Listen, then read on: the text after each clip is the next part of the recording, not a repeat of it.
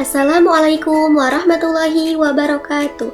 Perkenalkan, nama saya Pipin Supini dengan nomor NIM A4121215006 dari Fakultas Keguruan dan Ilmu Pendidikan Universitas Setiabudi Rangkas Bitung, program studi Bahasa dan Sastra Indonesia semester 1. Kali ini saya akan membuat video dengan ujian tengah semester dari mata kuliah Pengantar Pendidikan dosen pengampu Ibu Sri Purwanti Ningsih, MPD.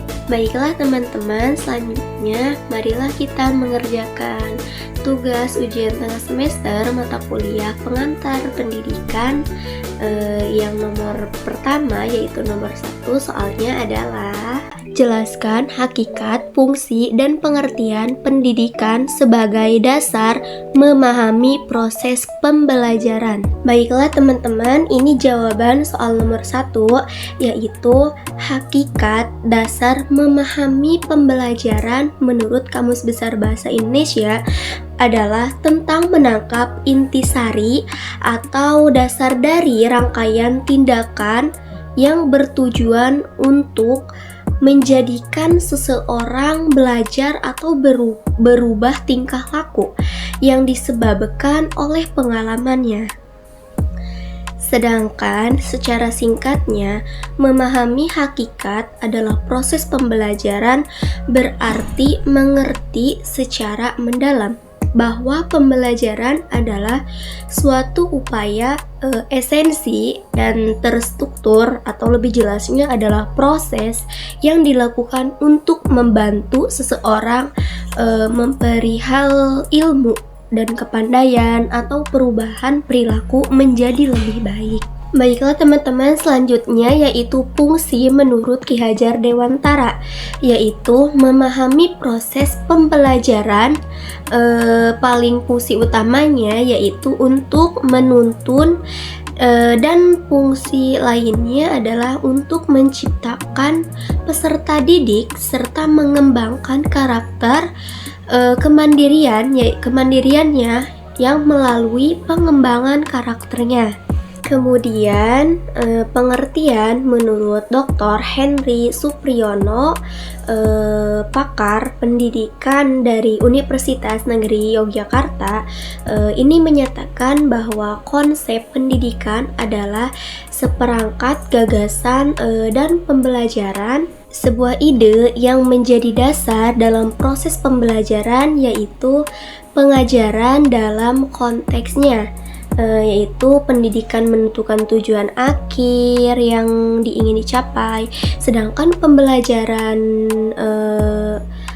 adalah cara atau metode itu juga untuk mencapai tujuan. Pendidikan pula untuk mencakup nilai-nilai yang harus ditanamkan dari pondasi yang harus ditanamkan, yaitu menentukan bagaimana proses pembelajaran diimplementasikan dan dievaluasi. Selanjutnya soal nomor kedua, yaitu bagaimana tujuan dan landasan pendidikan nasional berperan dalam membentuk karakter peserta didik. Baiklah teman-teman, selanjutnya yaitu ini jawaban soal nomor kedua, yaitu membentuk karakter dengan menerapkan tujuan yang fokus pada pengembangan potensi peserta didik secara holistik, termasuk akhlak mulia, dan menggunakan landasan ideologis, yaitu Pancasila, turidis, yaitu hukum, dan sosiologis, lebih kemasyarakatan, ataupun sebagai acuan dan kurikulumnya. Sedangkan peran tujuan pendidikan nasional menurut Ki Hajar Dewantara yaitu menuntut segala kekuatan kodrat pada anak-anak agar sebagai manusia dapat mencapai tujuan setinggi-tingginya ataupun landasan yuridis, yaitu Perundang-Undang Nomor 20 Tahun 2003, yaitu tentang sistem pendidikan nasional yang menjadi landasan hukum yang menerapkan tujuan pendidikan untuk membentuk manusia yang beriman, berakhlak mulia, berilmu, serta bertanggung jawab. Baiklah teman-teman, selanjutnya yaitu soal nomor ketiga. Jelaskan konsep manusia sebagai makhluk individu dan sosial dalam konteks pendidikan. Baiklah, di sini saya akan langsung menjawab pertanyaan dari soal nomor ketiga, yaitu dalam konteks pendidikan, menurut teori sosiologi, manusia adalah makhluk individu dan sosial yang saling terkait. Pendidikan berperan penting dalam mengembangkan keunikan individu, jadi seperti bakat kita ataupun kepribadiannya. Nah, sekaligus juga dia juga dapat berinteraksi, mematuhi norma, dan berkontribusi dalam masyarakat. Pendidikan pula tidak hanya membentuk pribadi yang unik, tapi juga mempersiapkan individu untuk berperan dalam kehidupan bermasyarakat dan mematuhi kebutuhan sosialnya. Baiklah, soal nomor keempat. Sebutkan dan jelaskan komponen-komponen pendidikan beserta perannya masing-masing. Baiklah teman-teman, di sini saya akan langsung menjawab pertanyaan soal nomor yang keempat, yaitu berdasarkan buku-buku pengantar pendidikan karya Umar Tirta Raharja, komponen-komponen pendidikan terdiri dari 7 komponen, yaitu yang pertama komponen siswa, lebih jelasnya adalah peserta didik, dan yang kedua komponen guru, di mana komponen guru ini adalah pendidik. Yang ketiga komponen kurikulum, yang keempat metode pembelajaran, yang kelima komponen media pembelajaran, dan yang keenam adalah komponen lingkungan pendidikan, dan yang terakhir yang ketujuh adalah komponen evaluasi. Baiklah teman-teman, di sini juga saya akan sedikit menjelaskan tentang komponen tersebut. Yang pertama yaitu tadi komponen siswa, yaitu peserta didik. Jadi komponen siswa itu adalah komponen yang utama dalam proses pembelajaran, karena siswa adalah objek atau subjek dari pendidikan. Perannya itu adalah sebagai menerima dan mengelola informasi serta sebagai pelaku aktif dalam proses pembelajaran. Itu disebut dengan komponen siswa. Selanjutnya yaitu yang kedua, komponen guru. Nah, jadi komponen guru ini kan pendidik.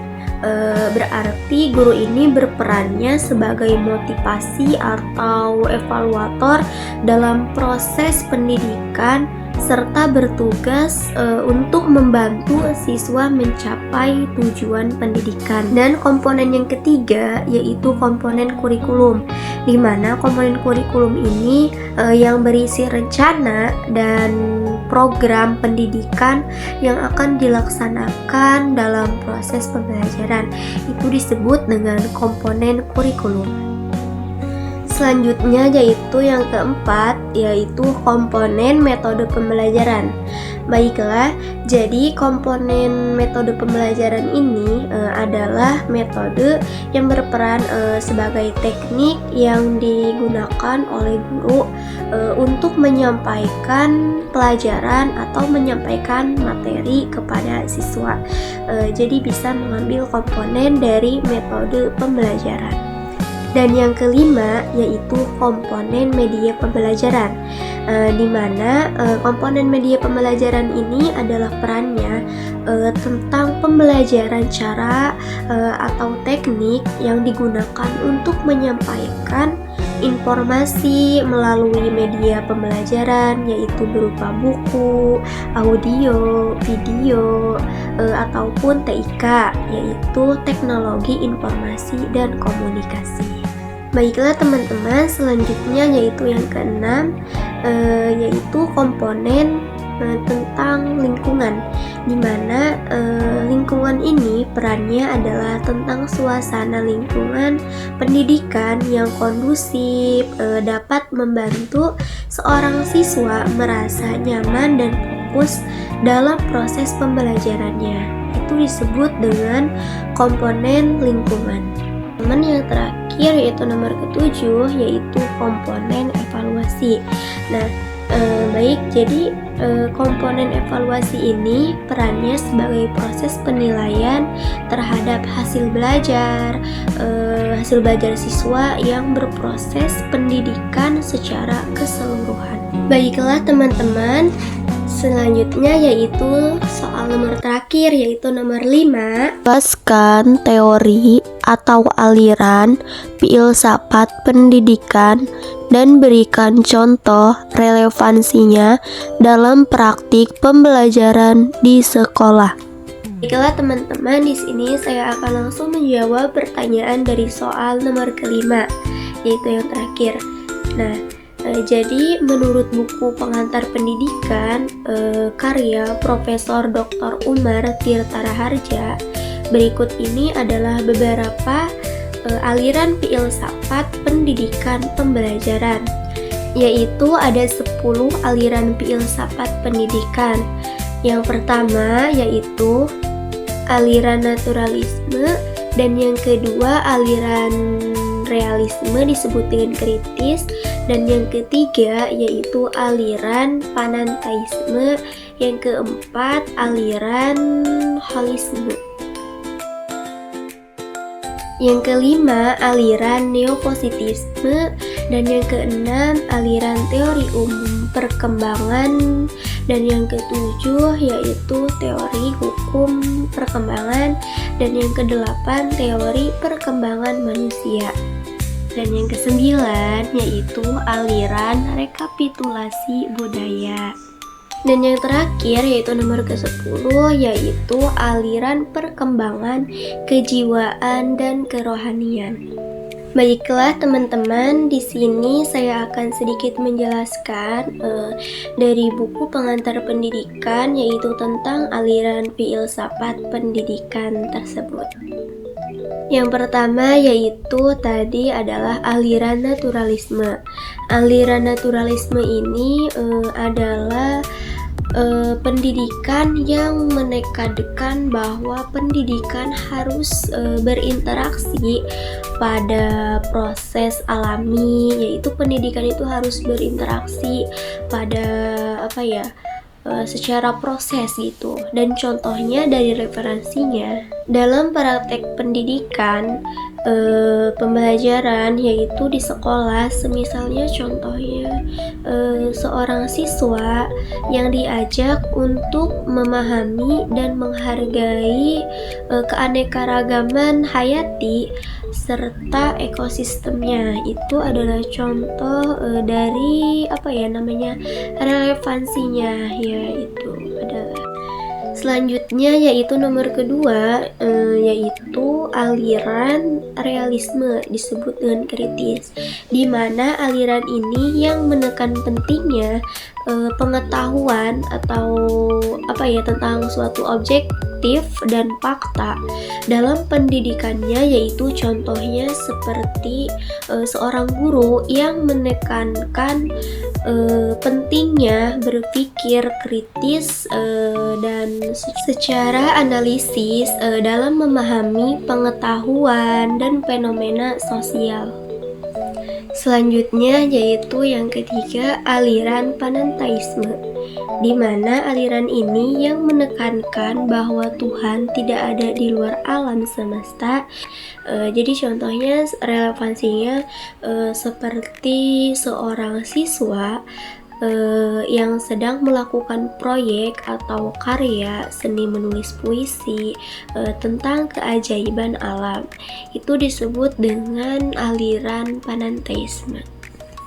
Selanjutnya yaitu yang keempat, aliran holisme, di mana aliran holisme ini adalah tentang pendidikan yang menekankan harus membantu siswa untuk memahami segala sesuatu dan saling memengaruhi. Contohnya yaitu seperti seorang guru yang menekankan pentingnya kerjasama dan kolaborasi dalam proses pembelajaran di dalam kelas. Kelima yaitu aliran neopositivisme, di mana aliran ini tentang pengetahuan ilmiah dalam metode ilmiah yang sedang mengembangkan kemampuan berpikir kritis dan analisis dari dalam memecahkan permasalahan. Contoh relevansinya adalah seorang siswa yang sedang mengembangkan kemampuan berpikir secara kritis dan analisis ini untuk memecahkan sesuatu masalah di kelasnya. Kemudian aliran yang keenam yaitu aliran teori perkembangan umum, yaitu tentang memahami diri sendiri dan lingkungan sekitar. Contoh relevansinya yaitu seorang siswa yang sedang memahami diri sendirinya dan lingkungan sekitarnya. Itu dari contoh aliran nomor ke-6. Selanjutnya yaitu nomor ke-7, aliran hukum perkembangan, di mana aliran hukum perkembangan ini membantu memahami hukum-hukum pengaturan atau mengatur manusia. Contohnya yaitu seperti siswa yang sedang memahami perkembangan manusia sebagai suatu proses kompleks dan dinamis di sekolah, yaitu di dalam kelas.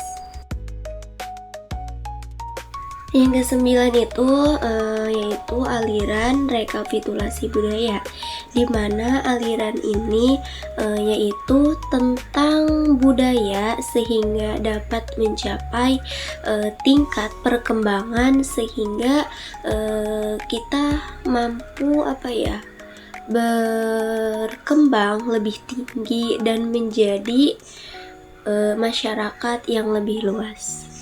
Contoh relevansinya yaitu dari kita seorang mahasiswa misalnya yang sedang melakukan penelitian atau proyek perkembangan yang mengkaitkan tentang seni dan budaya. Itu adalah contoh dari relevansinya di dalam sekolah maupun di kelas ya teman-teman. A few moments later. Baiklah teman-teman, itu adalah jawaban menurut saya. Jika ada kata-kata atau pengucapan kata yang salah, mohon dimaafkan ya teman-teman. Sampai ketemu lagi, see you.